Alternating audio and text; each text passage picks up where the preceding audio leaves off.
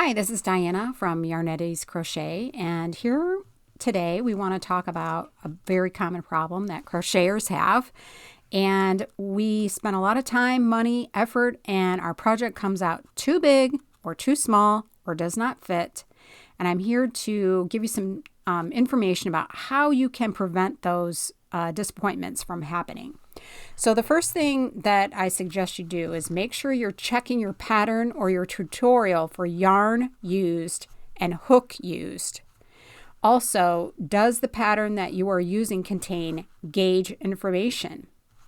So I have an example here of a pattern, and this is a pattern for a keyhole scarf.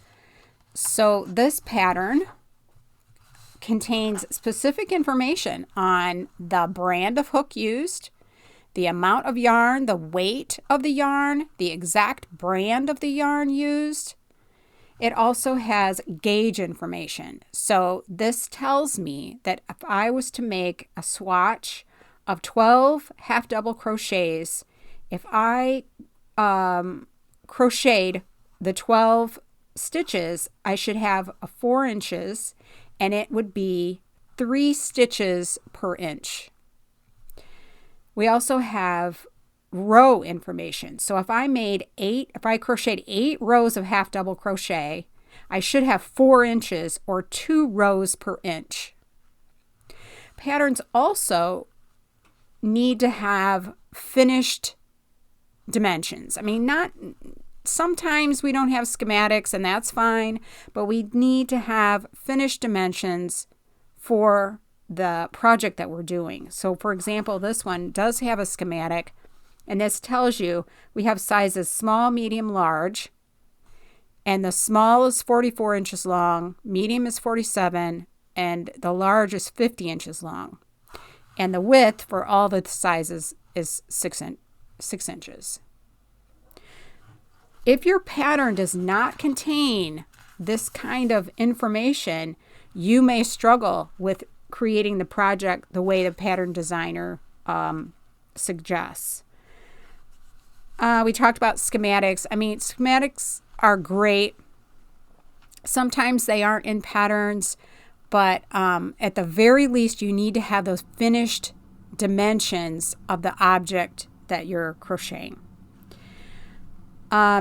Blocking, like what is blocking? At beginners, this is a new concept for blocking, and sometimes it's a new concept for more experienced crocheters. Blocking has to do with once you're finished with your project, what can you do to sort of wash and or cleanse that project? Because as we're crocheting, the oils from our hands get on the yarn. And honestly, if we're going to give this project to someone as a gift, if we're going to sell it for sure, it needs to be cleansed or washed prior to. Now, it's imperative that you read your label instructions or your label washing care instructions for your yarn. If it says you cannot put in the washer and dryer, for goodness sake, don't put it in the washer and dryer, because it will shrink up or felt. Natural fibers like cottons, wools, if you put them in the washer and dryer, they may or may not like it. Wool for sure won't like it, especially if you use a hot temperature of water. The bottom line is, for beginners, you need to read the label care instructions for the yarn that you've chosen to use.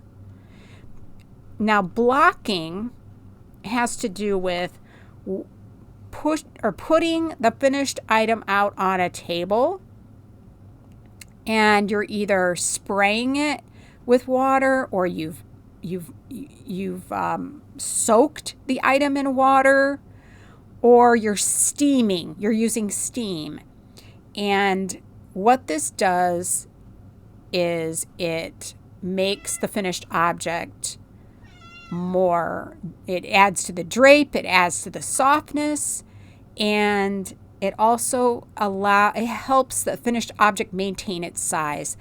But if you if you have gauge instructions that tell you, they may list gauge and they may say after blocking or before blocking, and you've used not an acrylic yarn but maybe wool, this tells you that after you wet the item or you cleanse it, this object is going to grow. So you need to keep that in mind. But for beginners right now, all you need to know is follow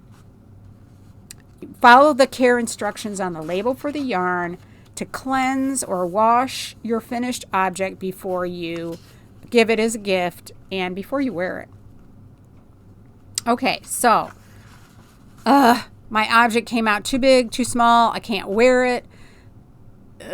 So what do I do with it? Can I donate it? Can I give it to a friend? Or can I frog it? And frog it means you just kind of take out the stitches, and repurpose that yarn and use it for a different project. It's really important that as a beginner that you, even though you have probably gained some wonderful skills, you may not be a knowledgeable consumer of patterns yet or tutorials. It'll come with time. Okay, so the next thing I want to talk about is it's just a checklist to help you gain the knowledge you need so that you can be a good consumer of tutorials and patterns if you decide to purchase. And honestly, as a beginning crocheter, there's no reason that you need to purchase a pattern right now. There are so many excellent free resources out there. I would go to yarnspirations.com, Lion Brand Yarn website, or Premier Yarn. They all have free patterns, and the assumption is that these patterns have been most likely tech edited and tested. And what I mean by that is somebody has already tried out these patterns, so you can somewhat trust the information that's in the pattern. But things change because we all have different hands. We all tension our yarn slightly differently, and we may have chosen to use a different hook than the pattern, or we used a slightly different yarn from the pattern. There are so many things that impact gauge. So if you're printing off a free downloadable PDF, look at the pattern in the preview. Does it contain gauge information? Does it contain the finished dimensions of the project that you're making? If you are purchasing or downloading a pattern from an indie designer, don't be afraid to reach out and ask the designer if the pattern you're considering purchasing has the information before you purchase it. Does it have hook, yarn, and gauge? Does it have a schematic? Indie designers have a lot on their plate to try to create patterns that are publishable and high quality, and they're doing it on their own, and they really want to have good relationships with their people that purchase their designs. So chances are they will get back to you with this information. And don't be afraid to ask the designer if they have had it tech edited or tested. At the very least, I'm hoping they had it tested. But like I said, it's tough when you're an indie designer. There's so many things that you have to do on your own, and all of these things, it's a very involved process. And if you've never tried to design your own pattern, it's really tough to even imagine everything that indie designers have to do to bring you high quality patterns that you can make your projects from. Also, if you're watching tutorials online, reach out to the person who's made the tutorial. If they don't have the information in the show notes that you need, ask in the comments, and then chances are the other people that are watching the tutorial are going to be really grateful because they're probably thinking the same things. And designers are like, oh my goodness, I forgot to mention that. I'd be glad to tell you that information, typically. So don't be afraid to communicate with indie designers. They really want to grow this positive relationship with the crochet community. If you decide you're going to purchase a pattern, whenever possible, this is my personal opinion. Purchase it directly from the designer's site rather than online marketplaces. I'm not saying that you should not purchase patterns from online marketplaces. I just would rather take a pause. Like if I'm thinking about spending, $4, $5, $6, $7, $8 on a pattern, I want to find out, is this person I'm purchasing from a real person? Are they a legit designer? Or are they a bot? Are they just or a thief? Somebody that's stolen the pattern is claiming that it's their own. I want to take a pause and I want to vet that purchase and vet that designer before I ever give them my credit card information. Take some time. Because honestly, designers want you to take the time, because what is happening right now is there's just a flood of sites, Facebook pages, patterns on online marketplaces that have been stolen. The pictures have been lifted right directly from the actual designers. And it is negatively impacting the crochet community.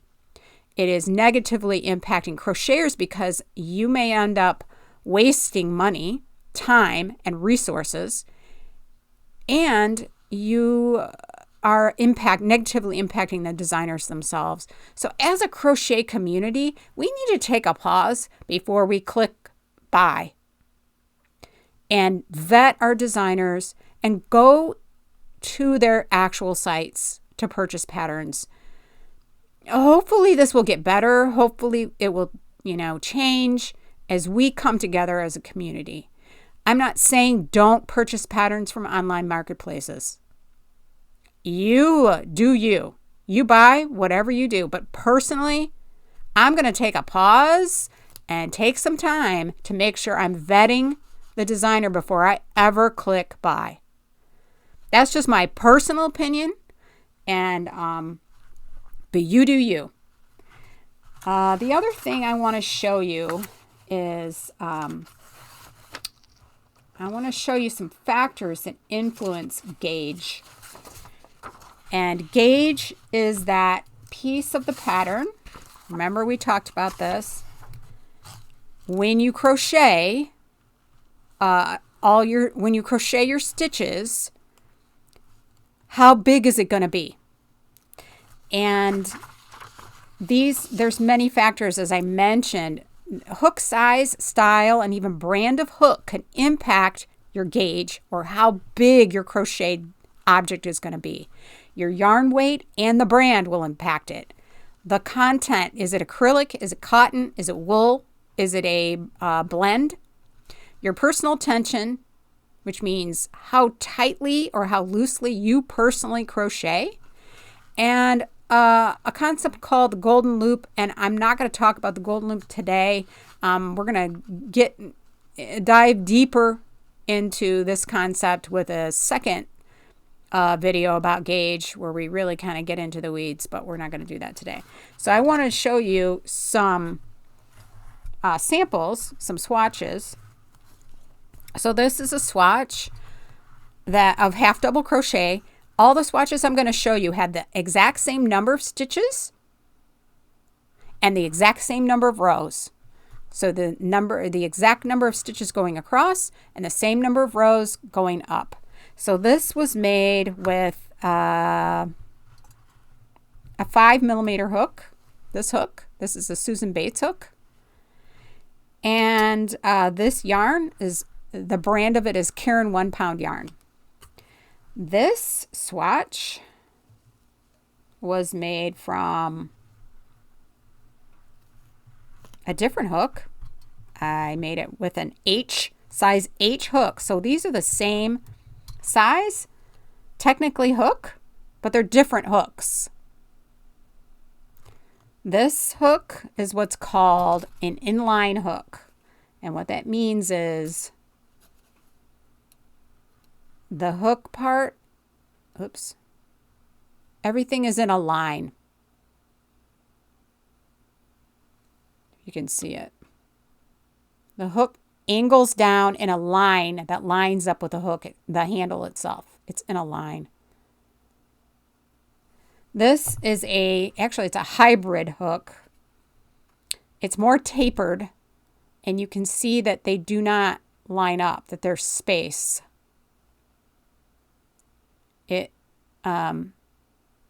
crochet differently. They're going to have a different impact on your stitch height, the width of your stitches, which impacts your gauge. So, as I said before, this one, Caron 1 pound yarn, was made with a Susan Bates hook, this hook. This swatch is an H hook made with Bernat Super Value. Both of these yarns are considered 4-weight, medium weight yarn, or as a lot of people call it, worsted weight. Worsted is actually a way of spinning yarn. It's not really a yarn weight, but a lot of people will refer to this as worsted weight yarn. This was made with a clover hook. Look at the difference. So the Caron 1 pound made a swatch that's definitely taller, definitely has more width, but yet they were both made with H hooks, with 5mm hooks, but the brand of the yarn is different. So you could be making you could be making a scarf or a sweater using one brand of worsted weight or 4-weight medium yarn, and it could come out smaller or larger than the design. And it's no fault of your own. It's just all of the things that influence how big or how small a finished object will be. And you just need to know that going in. So another example would be, so this is with an I hook. This is with a larger hook. This is a 5.5mm hook. It was made with a Clover brand hook. And this swatch is a Caron 1 pound, and it was made with a 5.5mm hook, but it was made with a different hook, a different brand, a different style of hook. Now look at this. Look at how different they are. Well, they're not that different, but they are different. They're just slightly different. And you may think, that doesn't really make a big difference to me. The height is similar.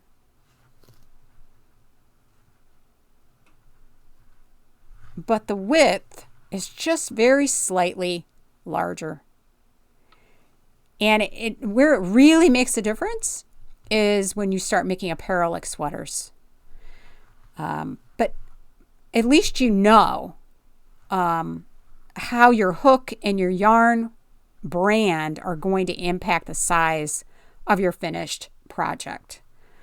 It's just something to keep in mind. It's knowledge that you need to make decisions about what yarn and hook you're going to use. So what I want to show you, what I made for you guys, is this little tool. This is a free download. What this is a quick reference guide, and it shows you very typical yarn weights that you're going to find in yarn shops or in big box stores. There's other weights. This is just the most common weights that people use for projects. Fine means it's going to be thinner, very fine. 3-weight yarn or a light yarn is slightly thinner than the worsted weight yarn or the 4-weight yarn that we used in our samples. We also have bulky, which is bigger and thicker, and we have super bulky. So you have different weights of yarns. So that's what it means when you read those things on a yarn label. It will tell you the weight of the yarn. Next, I want to go to recommended hook size. So you have different sizes of hooks that are recommended to use with yarns. That doesn't mean you can't use different hook sizes, but this is a recommended hook size. So if you go over to this chart here, this shows you the millimeters of the hook. So on a hook, this is difficult to see on a clover, but you can kind of see the 5, let me turn it, the 5 millimeter. This one, you can't see it at all. It's at the end. It's like impossible to see. But you can vaguely see this. Most hooks that you're going to buy will have millimeters at the very least, or a letter, and it tells you how big the hook is. So here's a list of very common hook sizes, and the letters oftentimes you will see that go with them. But as I said, different hooks are going to impact how big or how small your project becomes. Now this column right here is kind of an interesting column, and it's just, as a beginner, you don't need to know a ton of details about this concept of wraps per inch, but I wanted to show you what it is.